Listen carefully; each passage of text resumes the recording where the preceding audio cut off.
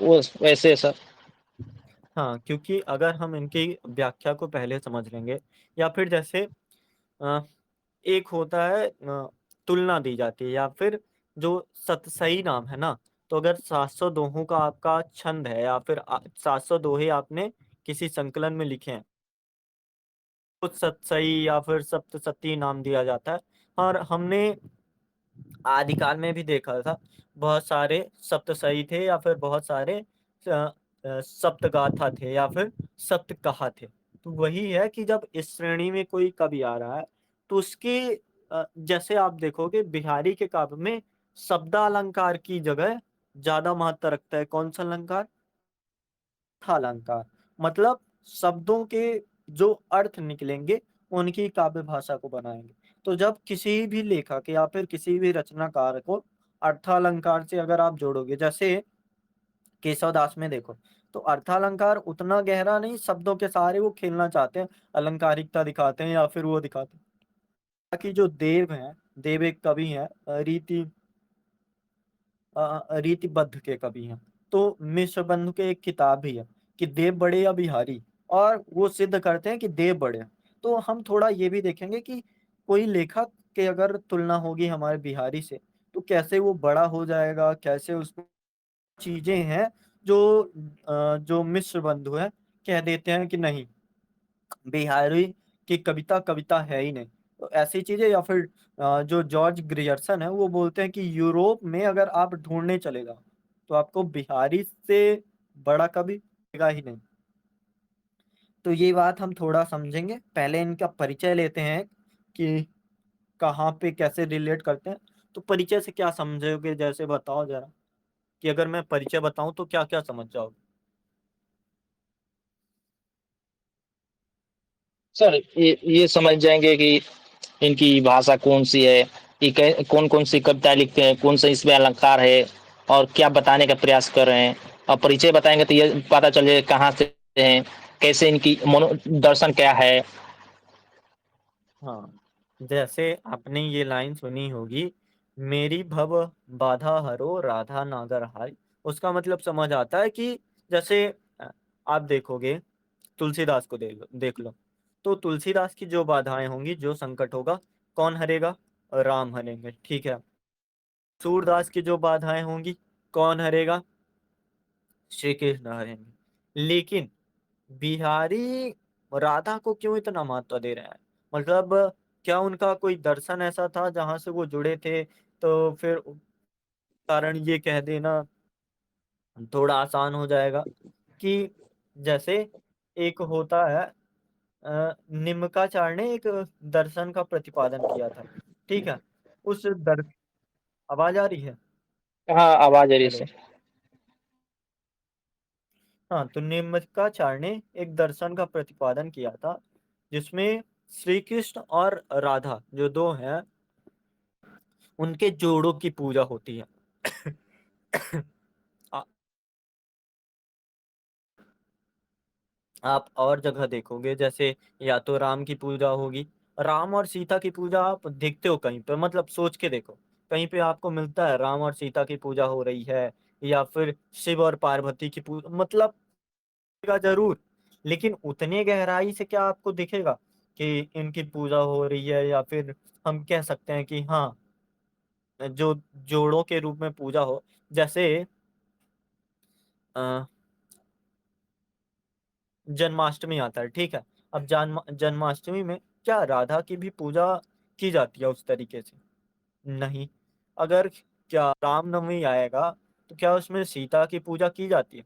तो जो रीति सिद्ध कवि थे, उनमें सबसे बड़ी प्रासंगिकता क्या थी?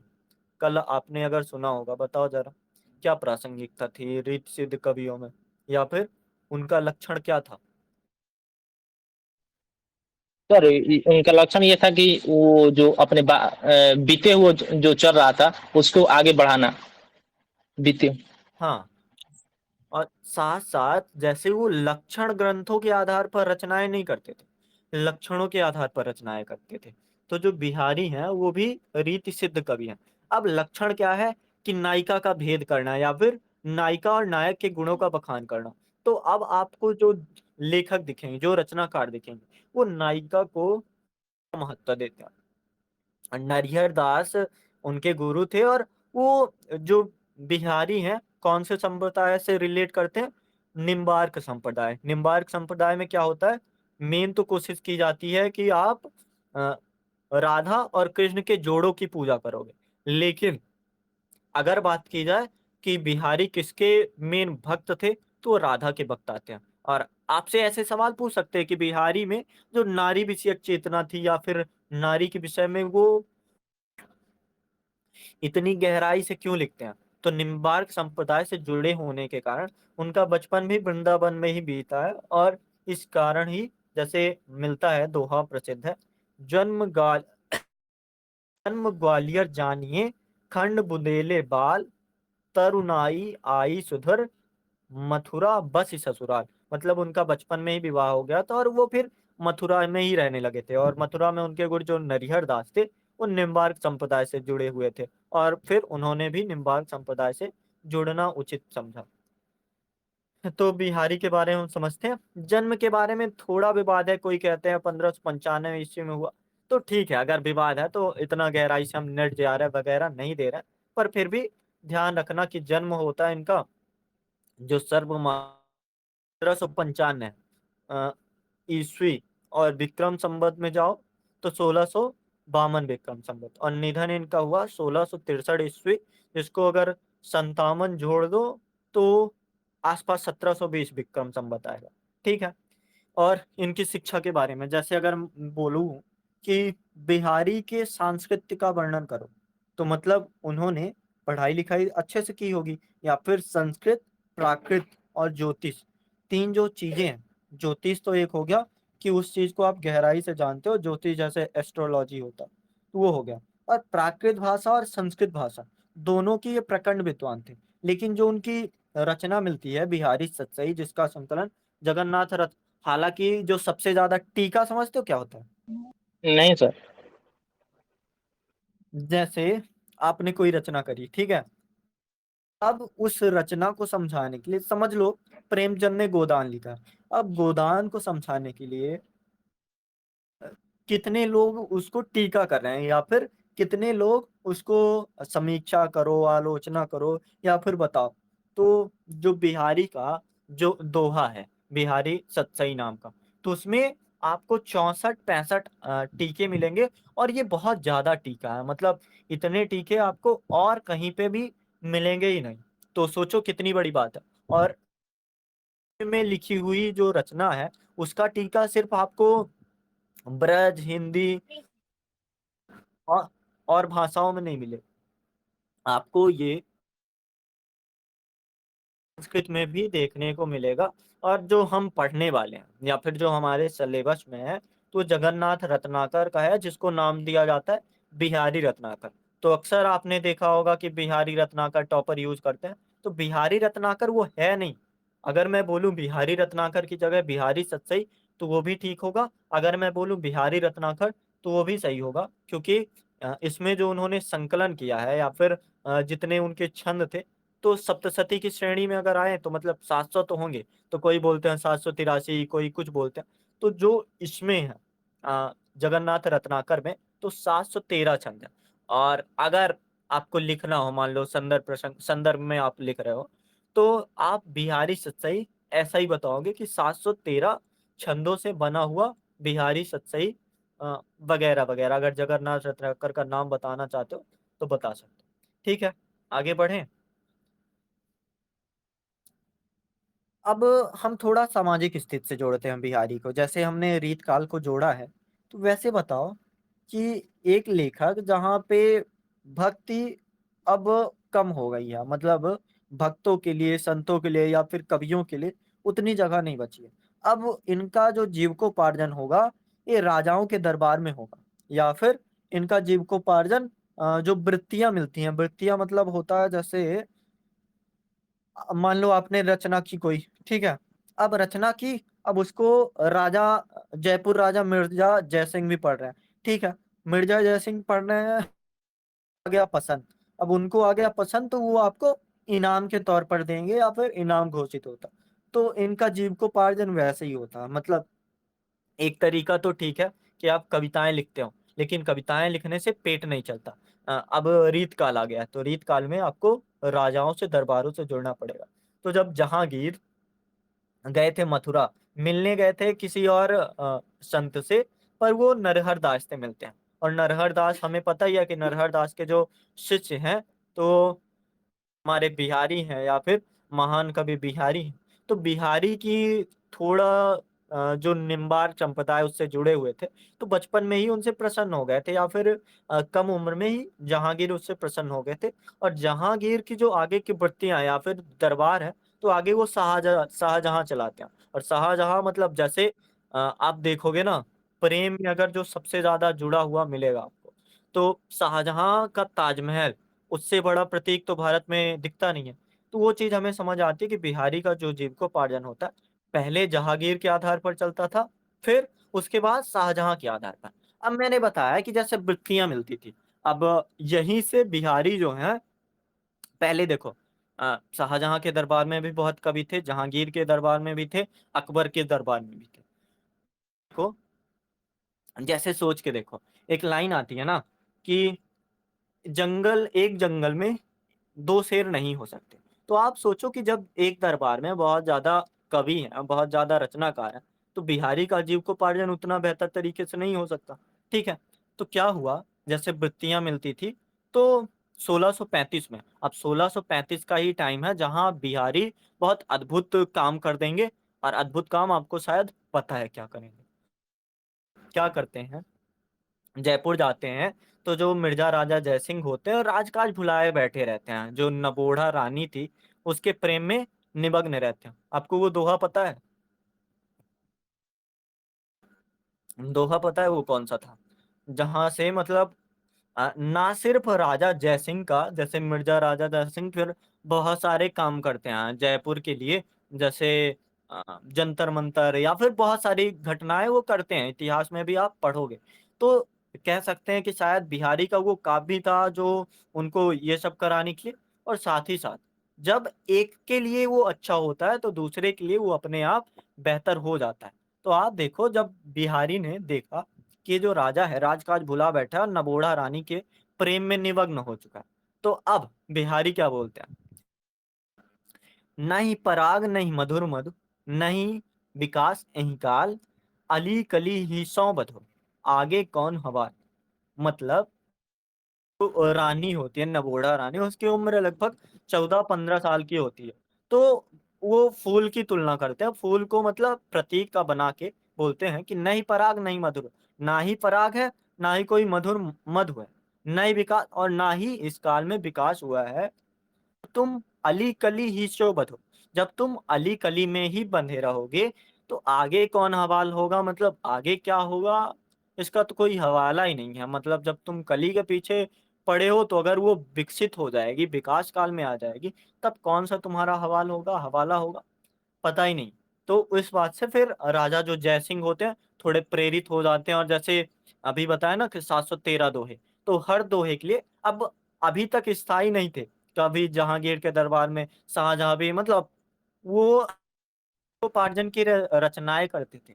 लेकिन अब जयसिंह या फिर मिर्जा राजा जयसिंह इतने प्रभावित हुए कि हर दोहे के लिए एक असरफियां देने लगे। और साथ ही साथ तो राम सिंह थे जयसिंह के बेटे, तो राम सिंह का शिक्षक बिहारी जी को नियुक्त कर दिया। तो ये उनका हो गया परिचय, हमने समझ गया। अब देखो, परिचय हम क्यों पढ़े थे, बाकी लेखकों को या फिर बाकी रचनाकारों का हमने परिचय इतना गहराई से नहीं जाना। देखो, एक रीत काल का कवि है, ठीक है। अब रीत काल का कवि है, और इससे सवाल आता है कि रीत काल का कवि होने के बावजूद सारी लोक चेतना के कवि क्यों माने जाते हैं। तो सोच के देखो, जब एक रचनाकार अपनी रचनाओं के लिए एक अशर्फी प्राप्त करता है कि जितनी बेहतर रचनाएं होंगी, और एक भोग विलास में जो राजा लिप्त था, अब भोग विलास में निकालने के बाद अगर राजा के लिए फिर से वो वैसी रचनाएं लिखेंगे, तो ये तो खराब बात हो जाएगी। बिहारी की जितनी आपको रचनाएं मिलेंगी ना, उन रचनाओं में अन्योक्ति होगी, और साथ साथ ऊहात्मकता भी होगी। ऊहात्मकता समझते हो? नहीं सर, को आता नहीं समझ। ऊहात्मकता का मतलब होता है कि अतिशयोक्ति, जैसे सूरदास के काव्य में आपको या फिर जायसी के काव्य में आपको ऊहात्मकता दिखती है। देखो, एक रचनाकार अपने शब्दों से ही खेलता है। और कभी कोई बोलते हैं कि बिहारी की जो रचना है शक्कर की रोटी की तरह है। शायद पदम सिंह शर्मा बोलते हैं कि बिहारी की जो काव्य है शक्कर की रोटी की तरह है।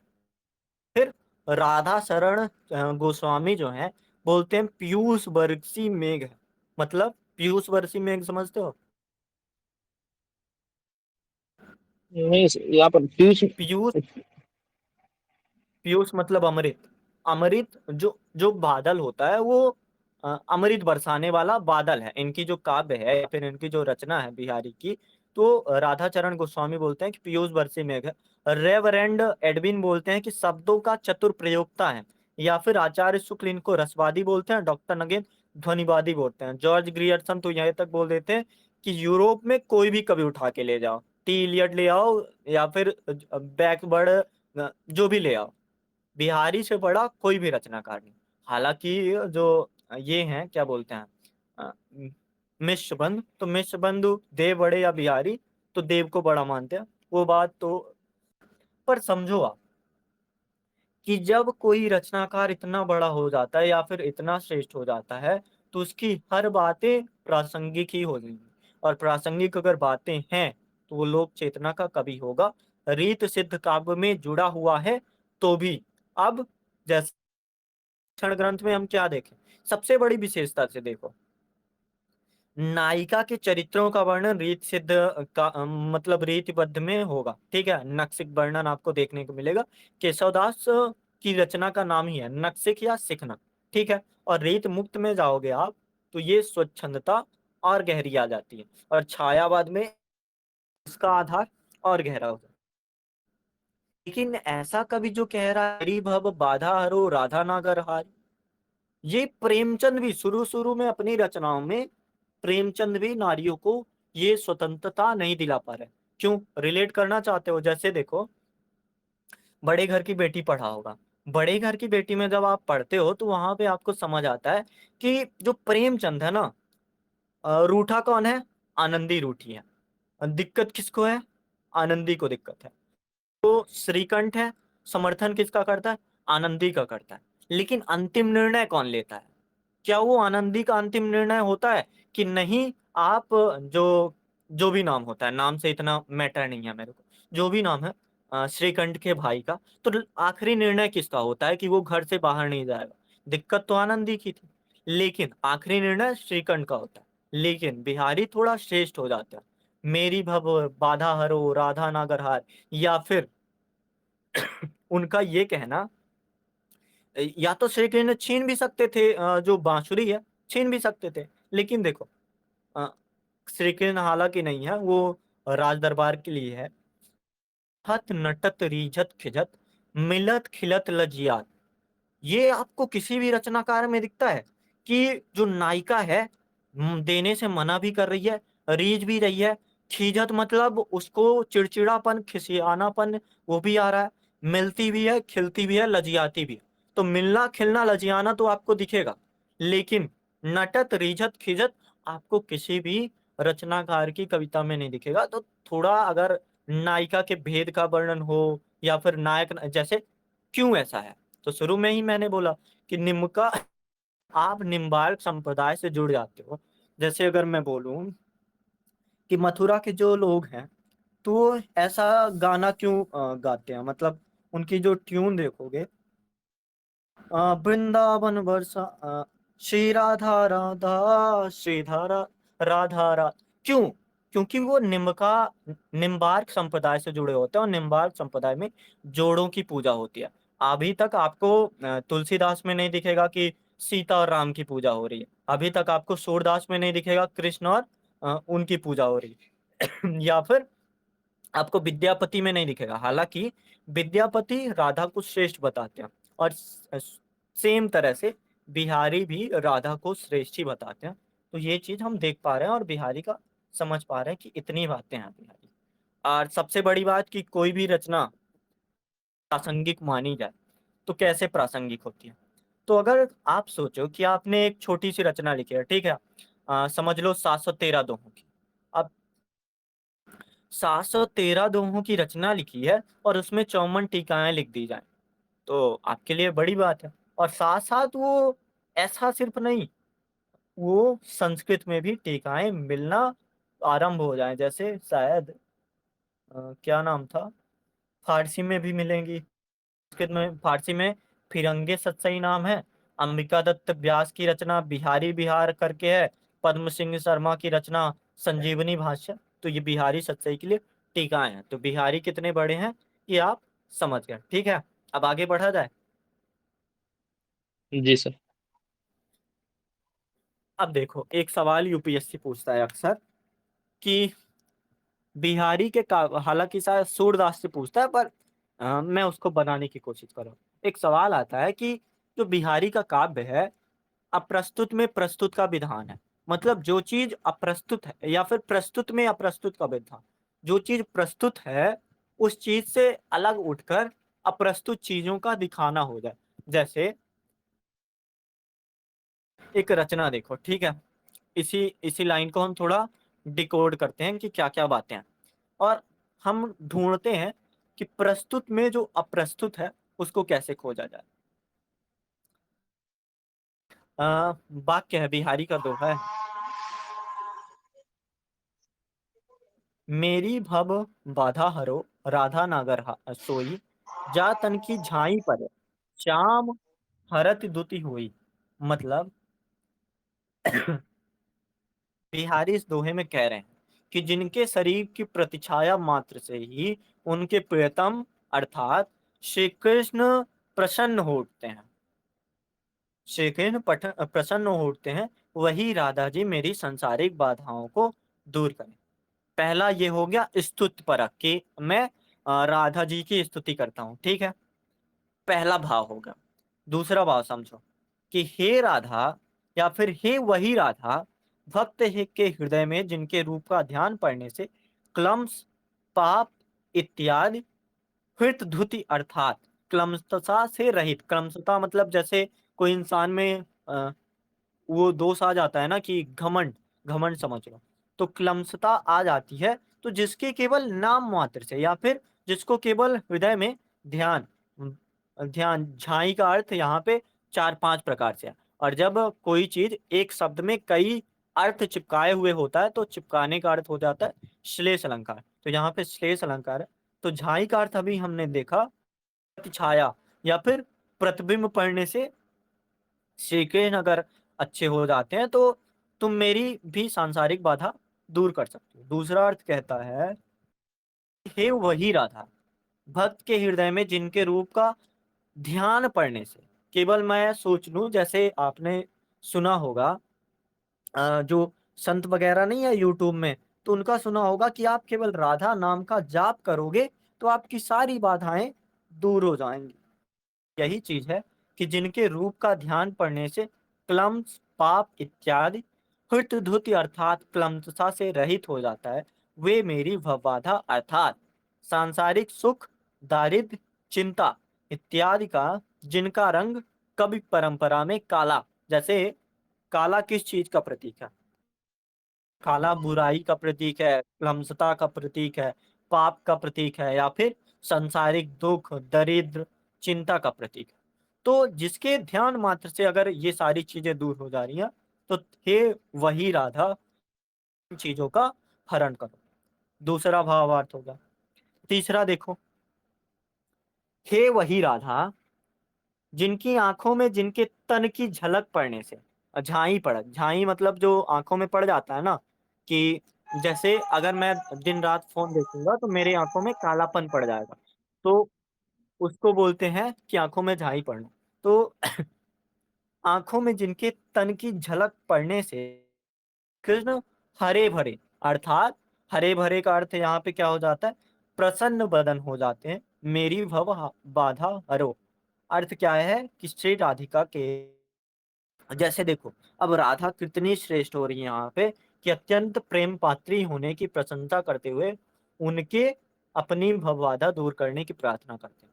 और जो मेन बहुत लोग मानते हैं कि क्या अर्थ होता है कि हे वही राधा नागरी, यानी हे वही राधा जिसके तन की परछाई, अर्थात परछाई अब यहाँ हो जाएगा या फिर झाई हो जाएगा आभा पड़ने से। जैसे आपने कभी फोटो खींचा होगा, तो अगर काला बैकग्राउंड है तो वहां पे फोटो उतनी बेहतर नहीं आती, ठीक है।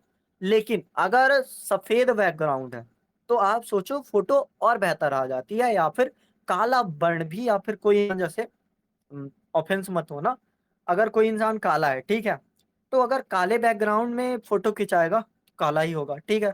लेकिन अगर वो सफेद बैकग्राउंड में फोटो खिंचवा रहा है, जैसे आधार कार्ड में सफेद बैकग्राउंड पीछे क्यों होता है, तो उसका यही कारण है कि थोड़ा जो कंट्रास्ट है, ब्राइटनेस है, या फिर अ, जो भी चीजें होती है फेड होता है तो बढ़ जाता है। तो जब जो राधा का जो गोर वर्ण है या फिर उसकी आभा का जो सफेद रंग है, वो श्याम वर्ण वाले कृष्ण को भी हरा कर देता है या फिर हरे रंग का कर देता है। तो मेरी तो समस्या बहुत छोटी है। तो ये गोरापन वाली राधा, तुम अपने सुनहरे रंग की आभा पड़ने से जब कृष्ण को श्याम रंग से हरा बना सकती हो, तो मुझे तो सुंदर कर ही सकती हो, या फिर मेरी बाधाओं को या फिर मेरे जो मानसिक कालेपन को आप दूर कर ही सकते हो। तो देखो, बिहारी है, सिर्फ एक दोहा है, और सामाजिक शक्ति देख रहे हो बिहारी में कितनी गहराई से है, कि वो एक चीज को अलग अलग अर्थों में दिखा सकते हैं। और एक अलंकार को, जैसे श्लेष अलंकार, सिर्फ उन्होंने जैसे झाई लिखा, तो झाई एक अर्थ है ध्यान हो गया, कि आपका ध्यान मात्र करने से मैं निखर जाऊंगा। एक झलक हो गया, कि आपकी झलक मात्र करने से जो मेरा फेड रूप है, मेरा काला रूप है, वो गोरा हो जाएगा। एक हो गया प्रतिबिंब, कि आपकी छाया पड़ने से जो काला रंग है वो हरा भरा हो जाए। परे शब्द है, तो मेरे हृदय में, परे जो है हृदय, हृदय निखर जाएगा। परे आंखों में, मेरे आंखों में जो सांसारिक माया छपी हुई है वो सांसारिक माया छट जाएगी। या फिर और परे का क्या अर्थ है, तन पर, कि जो शरीर है उस शरीर से वो चीज हट जाएगी। कौन सी चीज, श्याम। जैसे एक श्याम तो आप समझते हो श्री कृष्ण हो गया, दूसरा श्याम भी आप समझते हो कि श्याम वर्ण वाले कृष्ण या फिर काला रंग। और तीसरी चीज श्याम का अर्थ है क्लम्स, यानी जो बुराई है या फिर जो कुंठाएं हैं उस चीज का। और चौथा है हरित शब्द। तो हरित का एक तेजहीन, जो मैं अ, तेजहीन हो जाऊं या फिर प्रसन्न बदन वाले कृष्ण हो जाते हैं ना, जब तन की छाई पड़त। तो जैसे लाइन फिर से पढ़ो, हरित द्युति होई, श्याम जो है हरित द्युति होई, उनका जो रंग होता है वो या तो कह लो प्रसन्न बदन का हो जाता है, या फिर कह लो कि काले रंग से श्याम रंग, हरे रंग के हो जाते हैं, या फिर कह लो कि जो तेजहीनता है वो उनमें आ जाती है, कि उनकी कलमशता गायब हो जाए। तो आप इसको क्या बोलोगे, चमत्कारिकता नहीं है? आपको किसी और में दिखेगा? आपको जैसे टी इलियट को ले आओ, ठीक है, टी इलियट या वर्ड्सवर्थ या फिर कोई भी रॉबर्ट फ्रॉस्ट को ले आओ, इनकी कविताओं में ये जो समाहार शक्ति है ना, आपको नहीं दिखेगी। वो सिर्फ आपको बिहारी में दिखेगी। या फिर जो समाज समाज शक्ति, समझते हो क्या होता है?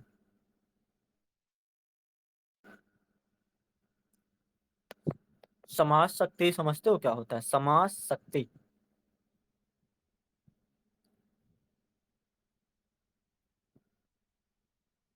एक सेकेंड, हाँ, बताओ। देखो, समाज शक्ति का मतलब होता है, जैसे समाज तो समझते ही हो। अब अगर मैं समाज का प्रयोग इतनी गहराई से करूं कि वो कई अर्थ लिए हुए हैं, जैसे एक होता है बहुब्रीहि समास, या फिर एक होता है तत्पुरुष समास, एक होता है कर्मधारय समास। तो अगर मैं समासों को इस तरह से प्रयोग करूंगी, जैसे अगर मैं बोलूं कि श्याम वर्ण, तो श्याम वर्ण एक तरह से समास ही है, कि श्याम वर्ण वाले श्री कृष्ण। तो समास चीजों को, जैसे मैं सिर्फ श्याम वर्ण बोल रहा हूँ और उसके पांच मतलब निकल रहे हैं, तो इसका मतलब होता है कि एक शब्द से वो गागर में सागर भरने का। तो समाहार शक्ति कैसे आएगी, कि आपकी भाषा में समाज शक्ति हो, श्रृंगार अगर गहराई से भर गया वहां पे, तो वो वाक्य को, दोहे को, आपका जो 13-11 मात्राएं से बना हुआ दोहा है, पूरी टीकाएं लिखवा सकता है या फिर उससे पूरी किताब भरवा सकता है। तो ये शक्तियां बिहारी में आपको दिखती हैं। अगली चीज, बिहारी को मैं लोक चेतना का कवि तो बोलूंगा, लेकिन साथ ही साथ जो बिहारी हैं, मूल कवि क्या है बिहारी की मूल जो पहचान है क्या है, एक श्रृंगारी कवि, श्रृंगार रचनाएं करते हैं। सतसई में श्रृंगार के संयोग और वियोग पक्ष दोनों का सुंदर चित्रण हुआ। लेकिन श्रृंगार तो करते हैं, लेकिन जहां पे आप श्रृंगार को सिर्फ भोग विलासिता का स्तर बता देते हो, तो वहां पे वो आपको खारिज करते हुए भी दिखेंगे। जैसे वो लाइन आपको याद ही होगी कि कौन सा बताया था, हेलो, भूल हाँ गए? सर। नहीं, नहीं पराग, नहीं मधुर मधुर। तो आप देखो, श्रृंगार है, वियोग भी है, संयोग भी है, वियोग भी है। लेकिन जब आप भोग विलास में, जैसे देखो, प्रेम का अर्थ होता है कि आप स्वतंत्र हो जाओ या फिर आप में कोई चीज घर ना कर जाए, आप बिल्कुल कहीं से बंधे ना हो। लेकिन जब आप प्रेम में बंधने लगोगे तो वो चीज हो जाती है हवस के या फिर कामनाओं के या फिर भोग विलासिता का आधार लेती। तो बिहारी ने ये भी किया। तो ये चीज हम समझ चुके हैं। अब लास्ट बात समझ लो कि अलंकार मिलेंगे, तो सबसे जो विशेष अलंकार मिलेगा आपको, अन्योक्ति अलंकार मिलेगा। यूपीएससी ने एक सवाल भी पूछा है कि बिहारी के काव्य में अन्योक्ति और सूक्ति ने उनको कैसे महान कर दिया।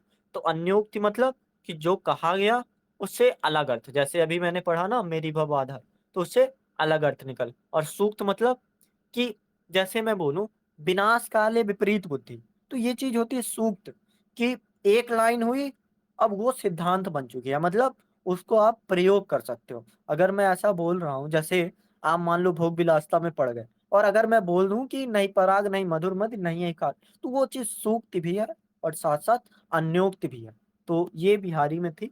और इसकी बात हम कल कर लेंगे, या फिर जब दोहा पढ़ रहे हो तो दोहा से ही रिलेट कर। तो सोचो कि हम सिर्फ पढ़ नहीं रहे, हम प्रश्नों को भी डील करते हुए चल रहे हैं। तो दिमाग में ये रखना, मैं कोई भी प्रश्न दे सकता हूँ कल। ठीक है। अब आगे की बात, कि अलंकार भी हो गया, शब्द शक्ति कौन सा अच्छा आप बताओ, कि जिस रचनाकार में अन्योक्ति है तो उसमें कौन सी शब्द शक्ति होगी, अभिधा होगी, लक्षणा होगी, या व्यंजना होगी?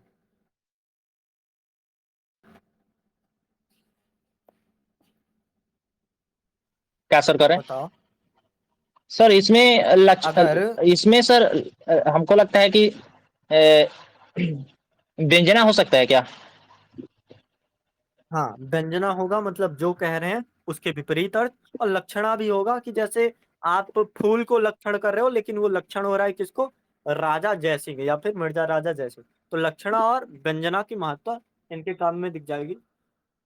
अभिधा कहेंगे तो बहुत ही कम अभिधा कहेंगे, जैसे मेरी भव आधार हो राधा ना, इसको आप अगर बोलो अभिधा है कि राधा की स्तुति कर रहे हैं, तो कह सकते हो, कहने में कुछ रखा नहीं।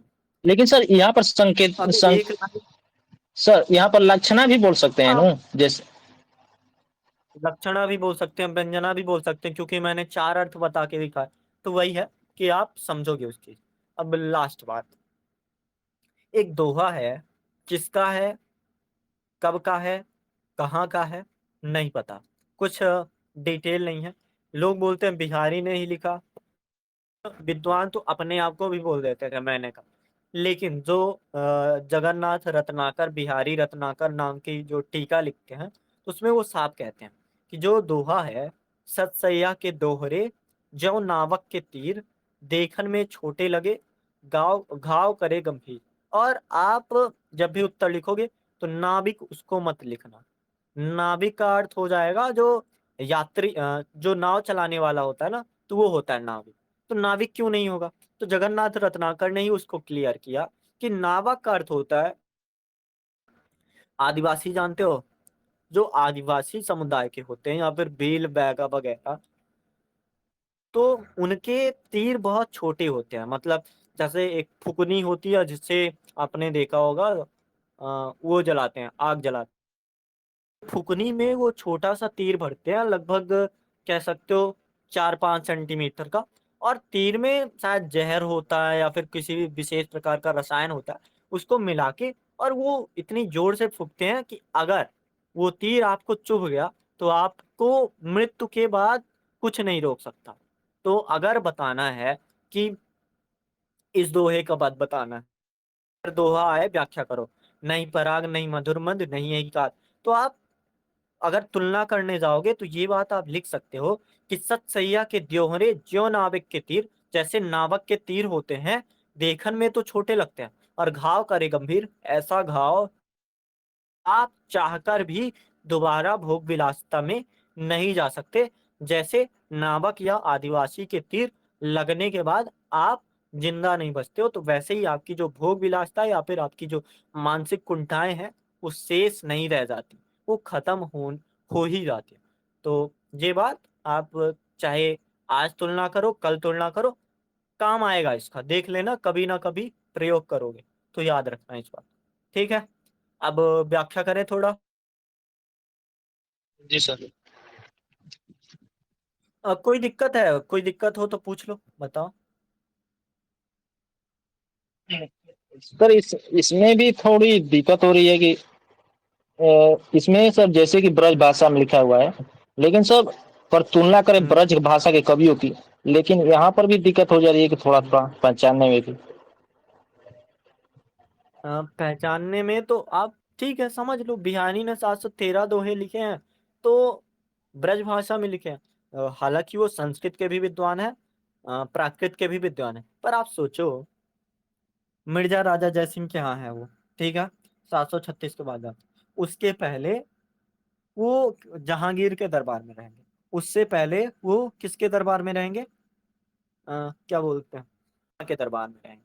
अब फारसी तो उनको इतनी अच्छे से आती नहीं, हालांकि फारसी में उनकी टीकाएं लिखी गई हैं, और क्यों लिखी गई होंगी, शायद जो शाहजहां वगैरह हैं उनको समझ नहीं आ रहा होगा, तो इसलिए, या फिर जो भी है जो कारण है, क्योंकि इतनी बड़ी अगर रचना है तो फारसी में लिख देना, संस्कृत में लिख देना सरल बात ही है। क्योंकि आप सोचो, जैसे एक किताब है रिच डैड पुअर डैड, ठीक है, अब इसका अगर हिंदी में ट्रांसलेशन हो रहा है तो लोग पढ़ेंगे ही, क्यों, क्योंकि अच्छी किताब है। तो वैसे ही अगर बिहारी सतसई ब्रज में मिल रहा है, तो संस्कृत के जो प्रकांड विद्वान है, तो उनको भी अन्योक्ति से कोई अ, वो तो नहीं है कि संस्कृत मुझे पढ़ना नहीं है, या फिर हमें अन्योक्ति अलंकार जो इतनी गहराई से भाव को लिए हुए है कि 13-11 मात्राओं वाला छंद इतनी बड़ी विशेषता रखता है कि उससे आप किताब भी लिख सकते हो, या फिर जीवन बदल सकते हो इंसान का, कि राजा जयसिंह फिर बहुत सारे काम भी किए।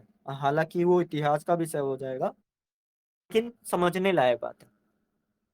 तो आप समझो कि ब्रज भाषा में इसलिए लिखते होंगे। तो अगर आपको पहचानने में दिक्कत हो रही है, तो मैंने जैसे बताया था कि या तो आप ऐतिहासिक परिप्रेक्ष्य लिख लो कि इतिहास क्या कहते हैं, या फिर आप सामाजिक परिस्थिति देख लो कि सामाजिक परिस्थिति उनकी ये थी, दरबारी कवि हैं, तो उनका लिखना जायज सी बात होती जाती है, तो वो चीज लिखती है। अब डायरेक्ट हम आते हैं, हम व्याख्या में एक दो करते हैं। जैसे एक व्याख्या है, एक सेकंड में भेजता हूँ।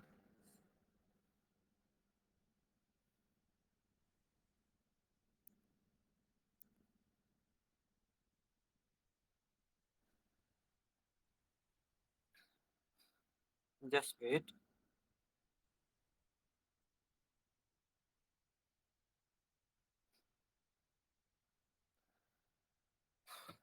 देखो, अपने अंग के जान के जौवन नृपत प्रवीण, स्तन मन नयन नितंब की बढ़ो इजाफा की। बिहारी जो है कहते हैं कि बिहारी के राजनीतिक ज्ञान यौवन मेष मूलक नारी सौंदर्य का चित्रण, मतलब कवि जो बोल रहा है कि जो यौवन रूपी प्रवीण राजा है। अब देखो, राजा किस चीज में लीन है, भोग विलासिता में लीन है, ठीक है। अब भोग विलासिता में लीन है तो उसको क्या चीजें दिखेंगी, जो भोग विलासिता को या फिर काम इच्छाओं को अधिक बढ़ाएगी, तो वो सारी चीजें राजा को दिखती है। तो बिहारी का ये लिखना, जैसे आप देखो, अगर लोक चेतना के, आपको आपसे सवाल कभी नहीं आएगा कि केशव दास बताओ कि या फिर भूषण के बारे में जरूर आ सकता है, क्योंकि वो देश प्रेम से जुड़े हुए थे, कल मैंने बताया भी था। लेकिन और कवियों के बारे में ये कभी नहीं आएगा कि जो रीतकालीन कवि हैं इनमें लोक चेतना दिखती है। तो आप देखो कितना गहराई से बता रहे हैं कि जो राजा है या जो प्रवीण राजा, प्रवीण समझते हो क्या होता है? हाँ हाँ सर। क्या होता है? सर प्रवीण में सर वो अच्छा राजा यहाँ पर मान सकते हैं। हाँ, प्रवीण मतलब एक्सपर्ट राजा। अब देखो ये जो है तो रूपक अलंकार भी है, योग्य या फिर एक्सपर्ट बोलो, ठीक है। तो यहाँ पे रूपक अलंकार है, हालांकि वो श्रृंगार के काव्यों में उनके अन्योक्ति दिखी जाती है, जो चीज है उससे वो इतर लिखते हैं। जो चार चीजें हैं या फिर चार अंग होते हैं, स्त्री के शरीर में चार अंग सबसे महत्वपूर्ण होते हैं। उसका जो स्तन है, मन है, नेत्र है और नितंब है। तो उसी प्रकार राजा को अपनी जो सेना होगी इन चार अंगों की वृद्धि करने ली पड़ेगी। और उसको क्या बोला जाता है? रंगनी सेना।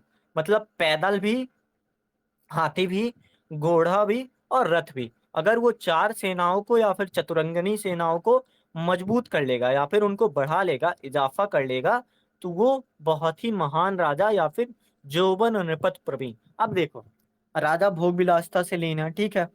अब उसको हालांकि आप कह लोगे कि अश्लील काव्य है, ठीक है, लेकिन जैसे मान लो ऐसा ऐसा कोई भी काव्य या फिर जैसे हम कोई भी जैसे उत्तर आधुनिकता समझ रहे हैं, तो उत्तर आधुनिकता समझने के लिए जो एग्जाम्पल होगा, मान लो 11वीं के छात्र को आप समझा रहे हो, तो उसके हिसाब से आपको एग्जाम्पल देने पड़ेंगे ना, या फिर उसके हिसाब से आपको उदाहरण देने पड़ेंगे। तो जब आप जहांगीर जैसे राजा को समझा रहे हो, शाहजहां जैसे राजा को मिर्जा राजा जयसिंह को समझा रहे हो, तो आपको इन्हीं प्रतीकों का सहारा लेना पड़ेगा और बताना पड़ेगा। क्यों बताना पड़ेगा? आप सोचो एक दोहे के लिए अगर एक असरफी मिल रही है, तो आप ऐसी रचनाएं क्यों ना करना चाहोगे जिनका मतलब तो अलग हो रहा है, लेकिन भाव थोड़ा सामने से समझ आता है कि ये थोड़ी अश्लील कविता है।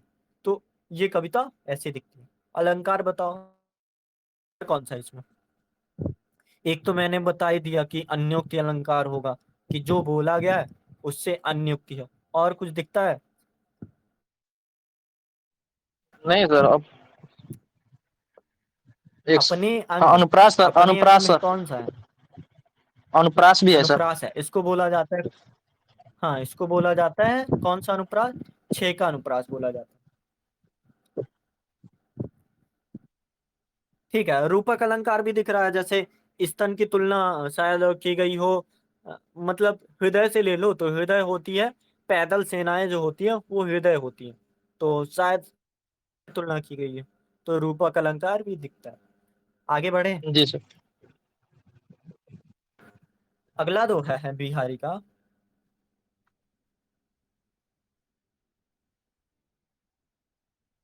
एक सेकंड भेज दूं। अरते टरत न बर परे, मतलब अर से या फिर शरीर से जो होता, बर परे मतलब शायद बल की बात हो रही है, या फिर देखो अरते टरत न बर परे, दई मरक मनु नैन। अब मरक मनु मैन, माँ माँ माँ, कौन सा अलंकार?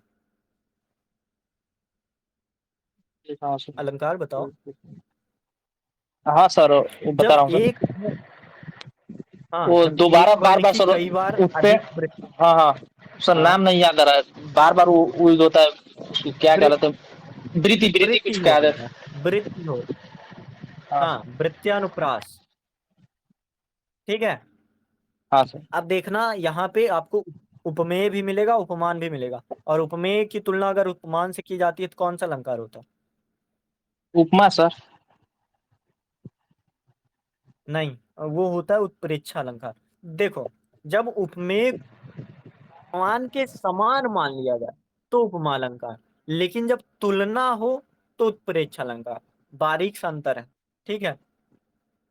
तो ये चीज समझो, जैसे जो अरत टरत न बर परे, दई मरक मनुमैन, होड़ा होड़ी बढ़ चले, चित चतुराई नैन। मतलब नायिका का जो यौवन मेष है, उन्मेष समझते हो, किसी चीज की वृद्धि है, कि नायिका जो है अब यौवन का उन्मेष हो रहा है, तो नायिका का जो यौवन मेष है, तो उसका वर्णन करते हुए अगर प्रसंग में लिखना हो तो बता सकते हो, एक लाइन में पूरा हो जाएगा कि नायिका के यौवन मेष का वर्णन करते हुए विभिन्न उत्प्रेक्षा अलंकार या फिर विभिन्न भाव को बताने की बात है। तो नायिका के शरीर में यौवन मेष के साथ साथ उसके चित्त की चपलता जैसे समझो कि एक नायिका है, जब उसका यौवन बढ़ता है ना, तो या तो बोल लो कि उसके जो अ, चपलता है वो बढ़ जाएगी, कि वो थोड़ा और गहरे से सोचने लगेगी, अब उसको छोटी चीजें आकर्षक नहीं करेंगी। तो चित्त की चपलता, चतुराई और नेत्रों जैसे होता है, नायिका के नेत्र यौवन के बढ़ने के साथ साथ बढ़ जाते हैं। तो ये मृग नैनी की तुलना, या फिर जब आप वो पढ़ोगे क्या बोलते हैं, एक बादलों के घेरे करके रचना है, कहानी मिलेगी आपको, उसमें एक रूपक है जो मनु है, उसको अक्सर जो रवि देखता है, शायद ये आपने पढ़े होगी लेकिन उतनी गहराई से ना देखा होगा, कि वो तुलना करता है ना, तो उसकी आंखों को कैसे तुलना, मृगनयनी नहीं कहता, ना ही कोई बड़ा अलंकार देता है, वो कहता है आंखों सी आंखें देखी मैंने, मतलब जैसी आंखें होती है वैसी आंखें। और उसकी जो नायिका है उसकी उम्र लगभग 21-22 के आसपास। तो जो यौवन का समय होता है ना, तो वहां पे नेत्रों का विस्तार हो जाता है। तो संज्ञाएं देना या फिर ऐसी उपमाएं देना लेखक की आम बात है। तो तीन चीजें बढ़ती हैं, चित्त की चपलता, चतुराई और नेत्रों का विस्तार। चित्त की चपलता मतलब चतुराई और नेत्रों के विस्तार में कौन अधिक बढ़ा है, यह निर्णय करना कठिन है। मतलब जैसे अभी देखा था हमने ना, कौन सा काव्य देखा था, कहत नटत रीझत रिच। खिजत मिलत खिलत लजियात भरे भवन में करत है नैनन ही सो बात। तो चतुराई भी है, चित्त की चपलता भी है। तो वो चपलता और चतुराई किस चीज से सिद्ध हो रही है, नैन से सिद्ध हो रही है, नैन ही से बात हो रही है। तो ये बात आप सोच रहे हो कि जो दो दोहे हैं अक्सर लिंक नहीं करते हैं, लेकिन जब एक रचनाकार की विचारधारा वो होती है तो लिंक करने लगता है। तो आप गेस करो, कहती है नायिका, नटती है यानी मना करती है, रीझती है मतलब खुशी हो जाती है कभी कभी, खींचती है। तो और खींचना जब साथ आता है तो आप उसको चतुराई बोलोगे, चपलता बोलोगे, या फिर नैनों का विस्तार बोलोगे, कि जो नैन बात कर रहे हैं तो उसी कारण है। तो जो बढ़ा है यौवन के उन्मेष के कारण जो चीज बढ़ी है, तो यह निर्णय कर पाना नायक के लिए या फिर बिहारी के लिए आसान नहीं है। चंचलता की वृद्धि अधिक है, चतुराई अधिक बढ़ी है, या फिर नेत्रों का विस्तार अधिक हुआ है। ये अर्थ है टरत न पर वरे दई मरक मनुमैन होड़ा होड़ी बढ़ चले। मतलब एक होड़ होती है कि जैसे मैं आगे निकल जाऊंगा, मैं आगे निकल जाऊंगा, तो मुझे पता नहीं चल रहा है कि ये बढ़ा है या ये बढ़ा है, नेत्र बढ़े हैं, चतुराई बढ़ी, मुझे पता नहीं चलता, मानो मदन ने इन्हें बढ़ावा दे रखा है। और जैसे ही जनु जानो मनु मानो, मनु है ना, दही मरक मनु मैं, यानी जैसे ही जनु जानो मनु मानो आता है, वैसे ही कौन सा अलंकार हो जाता है, बताओ। तारा सर एक सेकंड, नाम सुन।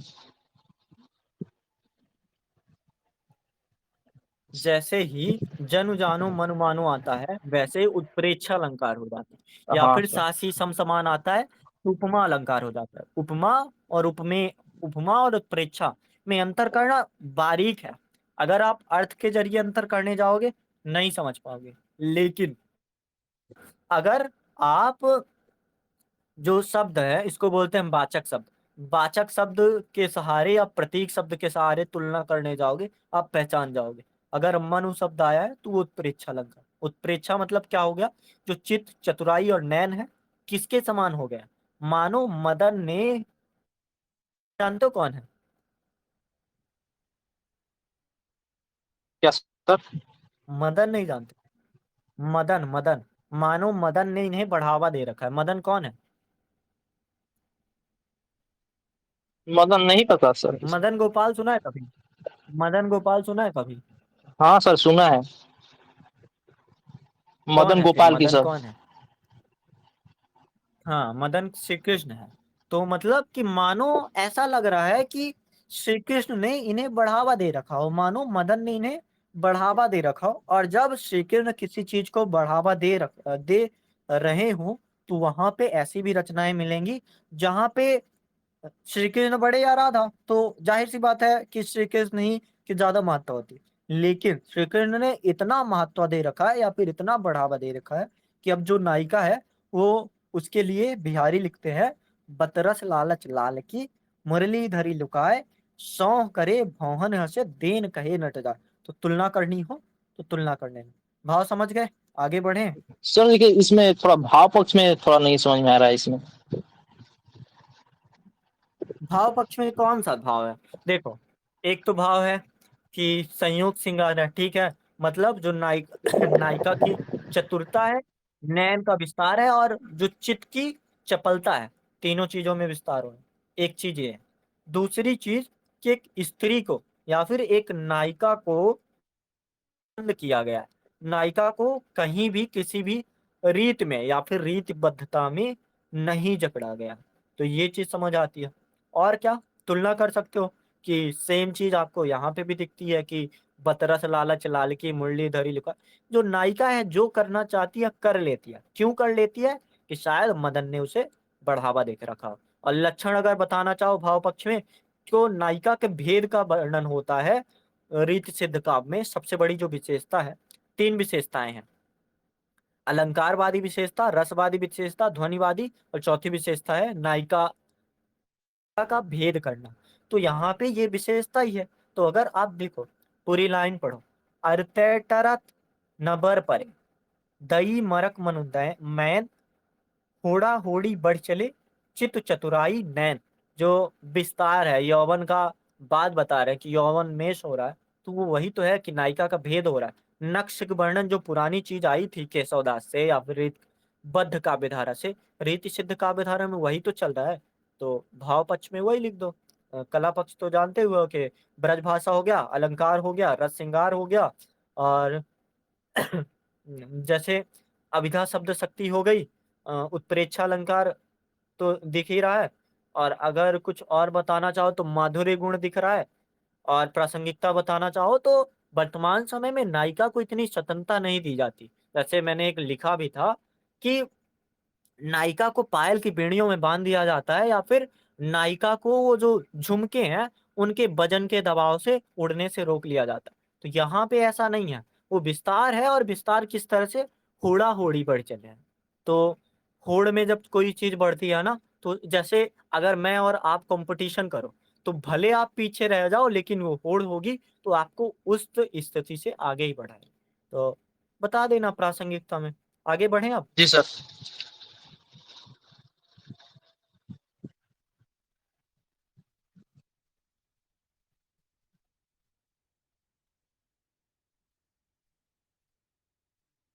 देखो पढ़ो: औरे ओप कनीन कन, गनी घनी सिरताज।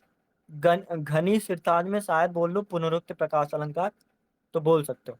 लेकिन क्यों नहीं बोलोगे? क्योंकि घनी सिरताज यहाँ पे अब उस चीज से रिलेट कर रही है। मतलब जो सिर का ताज है बिल्कुल घना हुआ है। तो पुनरुक्ति प्रकाश से बेहतर है आप कह दो रूपक अलंकार है।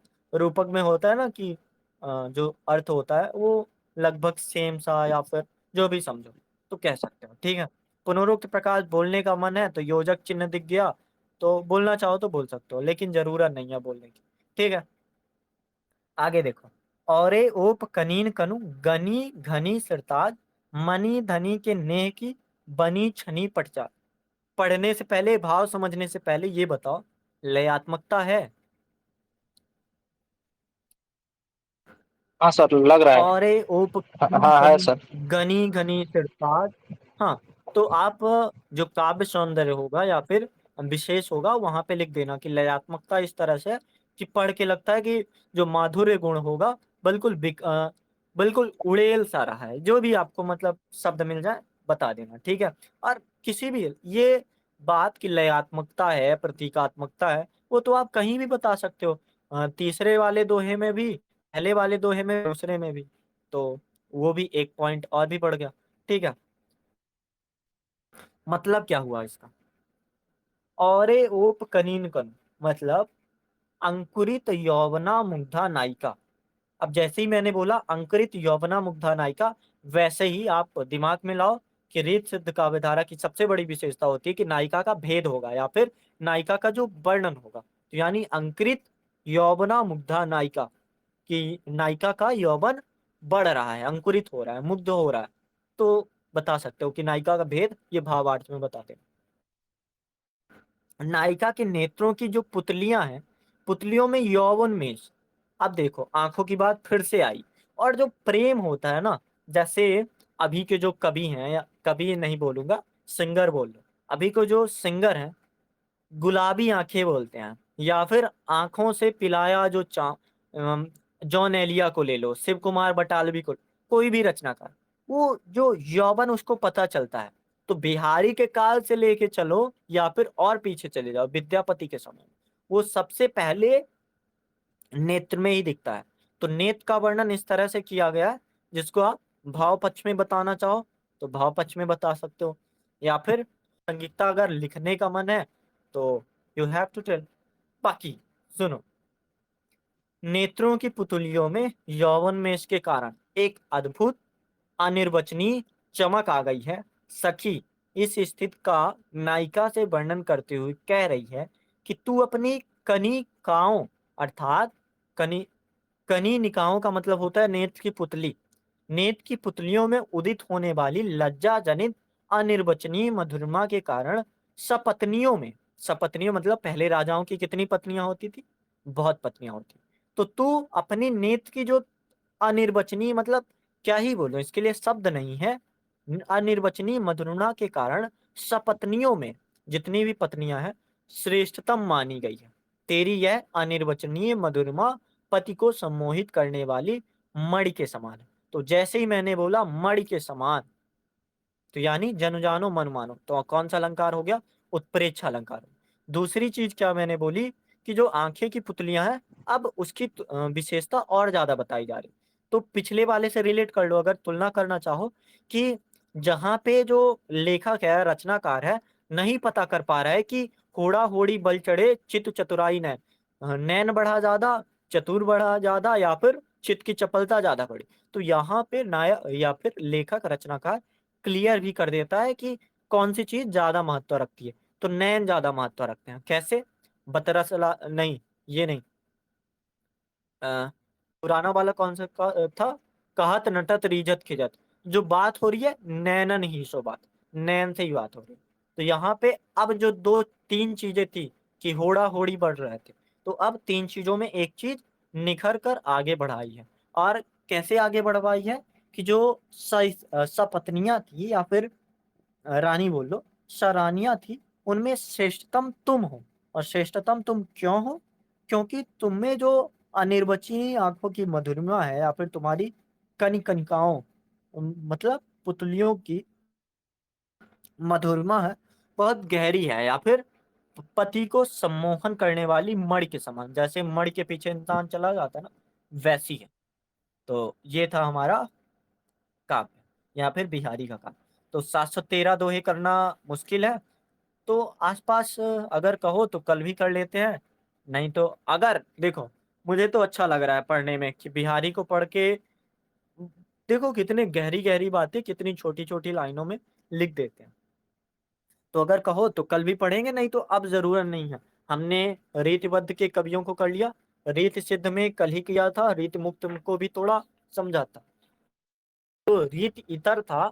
तो अब हम जब आधुनिक युग में जाएंगे, तो छायावाद में जब जाएंगे, तो रीत इतर जो काव्य है, छायावाद से रिलेट करता है, या फिर वैसा ही है, या फिर कहें कि रीत मुक्त से भी, जैसे स्वच्छंदतावाद है ना, तो रोमांटिसिज्म अब और ज्यादा बढ़ जाएगी छायावाद में। और छायावाद के अपने लेखक भी हैं, जैसे सूर्यकांत त्रिपाठी निराला हो गए, महादेवी वर्मा पेपर वन में लिखा हुआ है। तो महादेवी वर्मा की भी हम थोड़ी रचनाएं पढ़ लेंगे, एक दो, अगर मन करेगा तो। और जो भी रचनाकार है, तो उनको पढ़ेंगे छायावाद में। तो जब छायावाद पढ़ेंगे, तो थोड़ी तुलना हम रीत इतर काव्यों की कर लेंगे कि क्या क्या है। बिहारी का लगभग आप समझ चुके हो। देखो, अलंकार योजना में और कुछ नहीं बताओगे, जो यही अलंकार है उसको किस तरह से प्रयोग कर रहे हैं, वो उनका एक प्रयोजन बताओगे कि अलंकारों को किस तरह से, या फिर कोई रचनाकार उनको, जैसे आचार्य शुक्ल बोलते हैं या फिर डॉक्टर नगेन बोलते हैं, तो वो बता दोगे, तो वो चीज आसानी से हो जाएगी। अन्योक्ति हो, समासोक्ति हो, या फिर गागर में सागर भरने की क्रिया हो, या फिर प्रस्तुत में अप्रस्तुत बताने का जो गुण हो, या फिर अगर बोला जाए कि यूरोप के कवि, तो एक चीज हो जाएगी यहाँ कि अगर ग्रियर्सन बोल रहे हैं कि यूरोप के कवि से भी बड़े हैं, तो थोड़ा हमें काम करना पड़ेगा कि यूरोप के जो एक दो कवि हैं, जो भी कवि, तो उनके बारे में थोड़ा जान लेना कि वो कविताएं में क्या खामियां हैं जो बिहारी में अच्छी चीज है। हालांकि आएगा नहीं, बट इंटरव्यू में अगर जैसे, हालांकि छोड़ो उस बात में इतना गहराई से जाते हैं, ये नेट जेआरएफ वगैरह की बातें हैं जहाँ पे हम पाश्चात्य साहित्य भी पढ़ते हैं। और पाश्चात्य साहित्य में जब हम पढ़ते हैं तो वहाँ पे वर्ड्सवर्थ मिलते हैं, टी इलियट मिलते हैं, या फिर और भी जो रचनाकार मिलते हैं, तो उनको हम पढ़ेंगे अगर, चीजें क्लियर हो जाती है। तो ये थे हमारे बिहारी, बिहारी सतसई। और जिसकी टीका हम पढ़ रहे थे किसकी थी, जगन्नाथ रत्नाकर की। तो अब बोलो कोई डाउट हो तो ठीक है, नहीं तो कल पढ़ने की जरूरत नहीं है, कल हम फिर आधुनिक काल शुरू करते हैं। नहीं सर, थोड़ा इसमें थोड़ा व्याख्या में थोड़ा दिक्कत हो रही थी। उसमें सर अलंकार में उस समय विशेष में दिक्कत नहीं हो रही थी, प्रसंग में थोड़ा दिक्कत नहीं हो रही थी। संदर्भ संदर्भ में सर थोड़ा प्रसंग में दिक्कत इसमें हो रही थी कि उसमें लिखना थोड़ा मुश्किल लग रहा था मेरे को। देखो, जो भाव होगा वही प्रसंग के करीब होगा। अगर मैं बोल रहा हूँ कि बतरस लालच लाल की, मुरली धरी लुकाए, सौ करे भो नीचे देह कहे नट जाए, तो उसका भाव है कि जो नायिका है वो नायक से हटखेलियां कर रही है। तो प्रसंग भी यही है कि जो नायिका है नायक से हटखेलियां कर रही है, और व्याख्या में बताओगे कि कभी देने को बोल रही है कि मुरली मैं दूंगी, कभी पीछे पीठ पीछे कर लिया, मतलब छिपा ले रही। तो यही बात है। तो अब इससे ज्यादा और कुछ नहीं है प्रसंग में। आप कहो तो मैं पीडीएफ भेज दूंगा व्याख्या वाला, सिर्फ व्याख्या वाला, तो उससे आप काफी कुछ सीख पाओगे। ठीक है। जी सर, व्याख्या वाला थोड़ा पेन दीजिएगा सर। सर एक और अब प्रश्न, बताओ। गहरा एक प्रश्न था हाँ सर। पूछो। ये सब कोई क्या होता होगा सर, लेकिन सर जैसे अपने सर बताया था कि इतिहास के बारे में इसका समझो, इस इतिहास क्या है, तो सर इसमें जैसे अपने सर बताया कि ए, ओरे ओप कनी नुकुल गनी धनी चितराज, मनी धनी के नेह की बनी छनी पट लाज। सर इसके अगर मैं अगर समझ ना पाऊं तो अर्थ अगर ना देखो तो सर समझ में कैसे आएगा पूरा। हाँ, तो आपको थोड़ा सा तो समझना पड़ेगा ना। जैसे कनी निकनू का मतलब होता है आंखों की पलकें।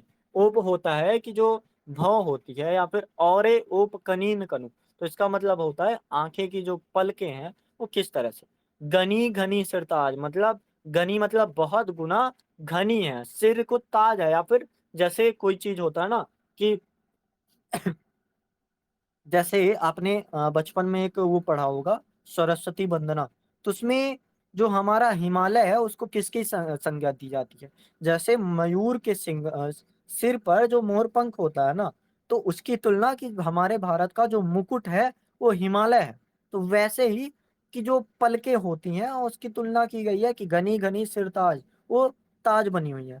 मणि, मणि मतलब मानो, धनी ने नेह की बनी छनी पटलाज, मानो इस तरह से वो धनी है कि जितनी भी पत्नियां हैं या फिर सपत्नियां हैं, उनमें से छनी, छनी मतलब कि जैसे छांटना होता है ना, कि आप उसको छांट दियो, तो छनी पटलाज, पट मतलब पटराइयों में, वो छनी मतलब बिल्कुल छांट दी गई हैं, कि अब उसकी जो लावण्यमयी मधुरिमा है आंखों के पलकों की, तो वो बिल्कुल इस तरह से है। या फिर घनी सिरताज बनी हुई। सिरताज का मतलब ये नहीं कि सिर का ताज, सिरताज का मतलब ये है कि सपत्नियों में जो सबसे श्रेष्ठ है या फिर सबसे श्रेष्ठतम है, वो तुम हो।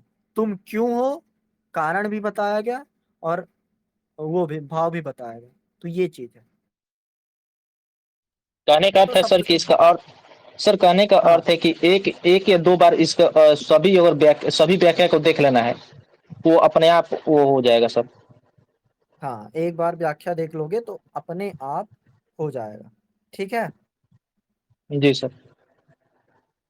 ओके।